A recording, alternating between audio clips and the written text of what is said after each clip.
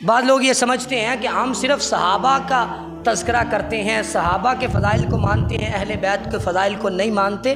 پچھلے جمعے میں تذکرہ بھی ہوا اہل بیت کا، اہل بیت کے فضائل ہم نے پہلے بیان کیے، لیکن یاد رکھو ہمارا یہ عقیدہ ہے کہ جو فضائل صحابہ کے لیے ہیں وہ سارے کے سارے اہل بیت کے لیے بھی ہیں، کیونکہ جب صحابہ آپ کی صحبت میں آنے کے بعد صحابہ بن رہے ہیں تو اہل بیت تو بالاولیٰ صحابہ ہیں، کیونکہ وہ تو آپ کے گھروں میں رہتے ہیں۔ صحابہ کے سارے فضائل اہل بیت کے بھی فضائل ہیں۔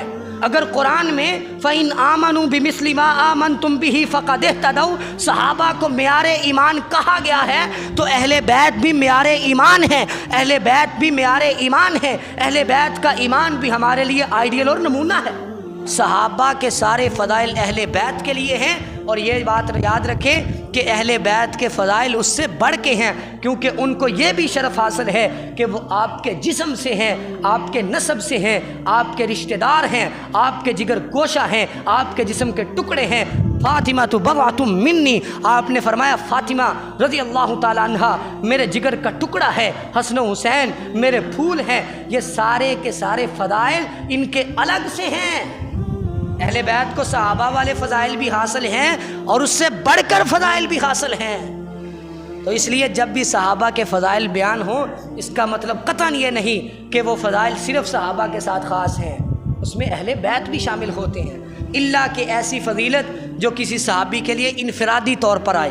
نبی علیہ الصلوۃ والسلام نے بعض اپنے محبوب اور پیارے صحابہ کے لیے الگ الگ فضیلتیں بیان کی ہیں۔ انفرادی فضائل کے علاوہ جو اجتماعی فضائل ہیں وہ صحابہ اور اہل بیت کے مشترک ہیں۔